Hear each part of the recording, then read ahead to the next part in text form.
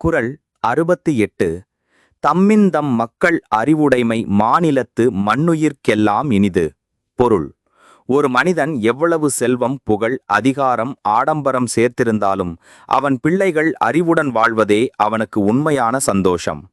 பெற்றோரின் முயற்சிகளின் பலனாக பிள்ளைகள் கல்வி, அறிவு, நல்லொழுக்கம், பண்பு ஆகியவற்றில் சிறந்தவர்களாக வளர்ந்தால் அதுதான் மாநிலத்தில் வாழும் எல்லா மனிதர்களுக்கும் இனிய செய்தியாக இருக்கும்.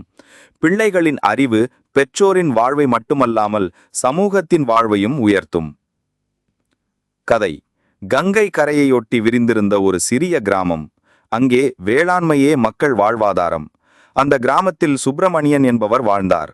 சுத்தமாக உழைக்கும் விவசாயி. அவருக்கு சொந்தமாக சின்னஞ்சிறிய நிலம் இருந்தது. பெரும்பாலும் மண் உழுதும் உழைப்பே அவரது செல்வம்.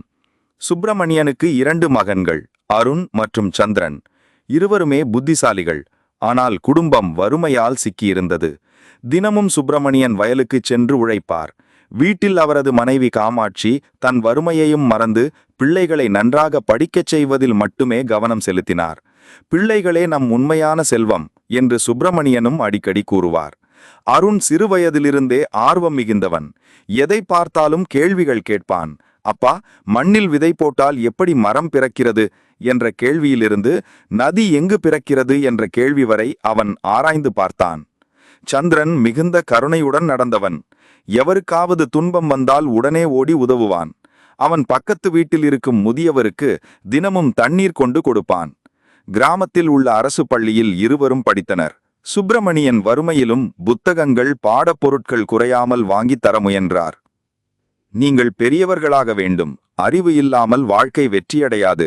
எனது நிலம், செல்வம் எல்லாம் சிறியது. ஆனால் உங்கள் அறிவு மட்டுமே பெரியது என்று தினமும் சொல்லுவார். ஒரு வருடம் கடும் வறட்சி. வயல் மண்ணாகிவிட்டது. சுப்பிரமணியனுக்கு கடன் பெருகியது.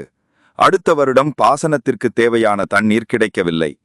கிராமத்து சிலர், உங்கள் பிள்ளைகளை வேலையில் சேர்த்து விடுங்கள், படிப்பு எதற்கு, உழைக்க வையுங்கள் என்று அறிவுறுத்தினர். ஆனால் சுப்பிரமணியன் தன் முடிவில் உறுதியானார். வயலை விட்டு விடுகிறேன், ஆனால் என் பிள்ளைகளின் படிப்பை விடமாட்டேன். அறிவுதான் அவர்களுக்கு வாழ்நாள் முழுக்க துணை நிற்கும் செல்வம். காமாட்சியும் கணவனின் பக்கம் நின்றார். பசியிலும் பிள்ளைகளின் கல்வி தொடர்ந்தது. அருண் பள்ளியில் சிறந்து விளங்கினார். ஆசிரியர்களின் பாராட்டை பெற்றார். பிறகு மாவட்டத்திற்கு போய் மேல் படிப்பு தொடர்ந்தார். அங்கே அவர் விஞ்ஞானத்தில் சிறந்தார். ஆய்வுகள் செய்வதில் ஆர்வம் காட்டினார். பல ஆண்டுகள் கழித்து அருண் இந்திய அரசின் விஞ்ஞான ஆராய்ச்சி மையத்தில் பணியில் சேர்ந்தார். அவர் கண்டுபிடித்த சில புதிய முறைகள் விவசாயிகளுக்கு உதவின. பாசனத்தில் குறைந்த தண்ணீரை பயன்படுத்தி அதிக மகசூல் பெறும் முறை கண்டுபிடித்தார். அருணின் பெயர் நாளிதழ்களில் இடம்பெற்றது. ஒரு விவசாயியின் மகன் இன்றோ விவசாயிகளின் துன்பத்தை நீக்கும் தீர்வை கண்டுபிடித்துள்ளார் என்று மக்கள் பேசினர். சந்திரன் சட்டம் படிக்க விரும்பினார்.